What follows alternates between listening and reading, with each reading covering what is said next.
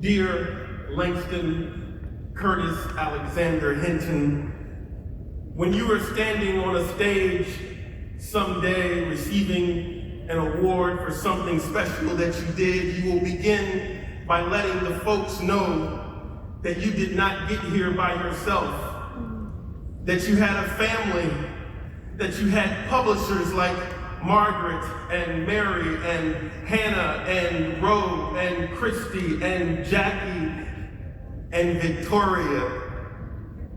That you had a team like Michelle and Tori and Bonnie and Ariel and Sean to work your vision. That you had people who loved you and your dreams like Bea and Renee and Jenny. That you had people that you miss like a winter Mrs. Snow, like Nikki.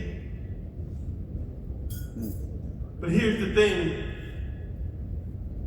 Leaving doesn't mean they are gone. Dear Langston, in 1710, a boy was born in a place called Hertfordshire, England. His name was William Warwick.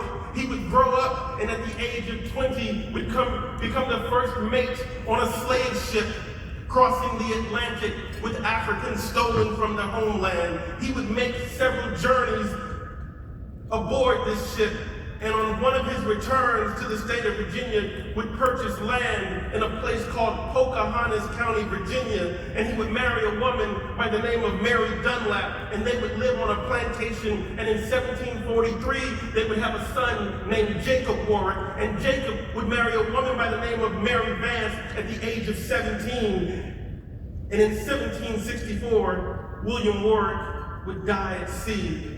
And in his will, he would bequeath several of his enslaved Africans to his son Jacob. And one of the enslaved would be a woman, an African woman whose name I do not know, so I will call her the African woman. And she would bear his 14th child, presumably by force.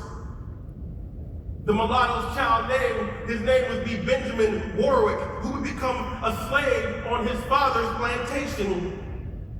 Benjamin would marry another enslaved African whose name would be Kate. Now, upon his father's death in 1818, Benjamin would be freed, but according to the state of Virginia, if you're free, you cannot stay in the state of Virginia lest you influence and inspire the other Africans to want to be free.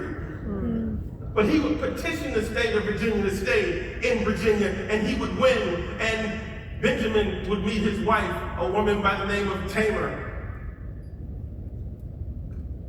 Tamar would marry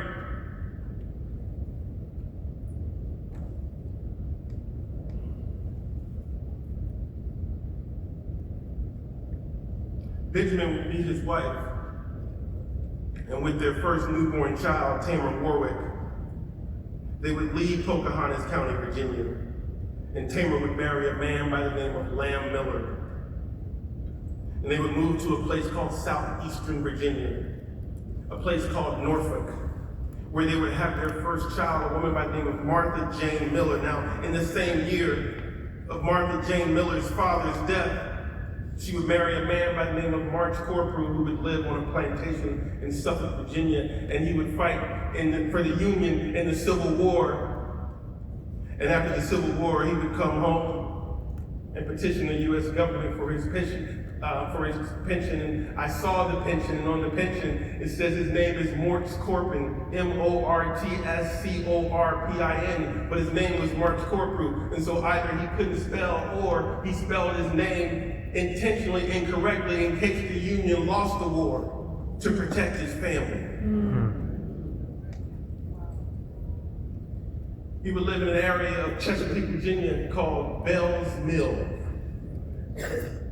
where he would become a farmer, and with the money that he raised and with the money from his pension, he would acquire land and build homes for all of his 9 children. He would acquire land that he would donate to the First Baptist Church in Bell's Mill called Mount Lebanon, and because he was an equal opportunity Christian, he would donate land to the Methodist Church too.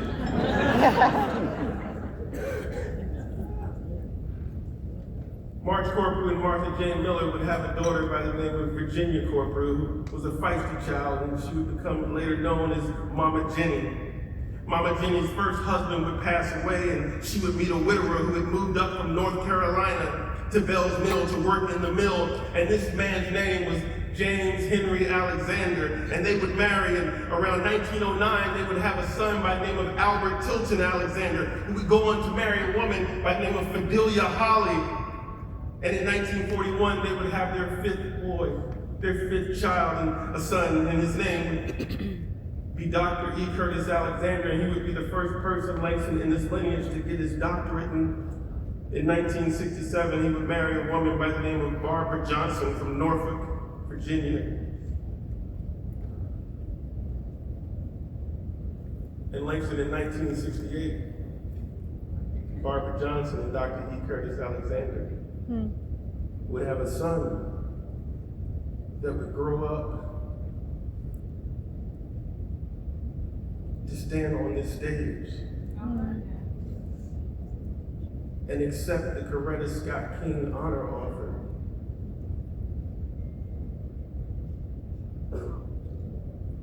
And there's no way that he would be here, that he would stand here, Langston, without reminding you that he is here, that you are here, that we are here, because there is a sky full of black stars that are still shining in your beautiful black life. Thank you.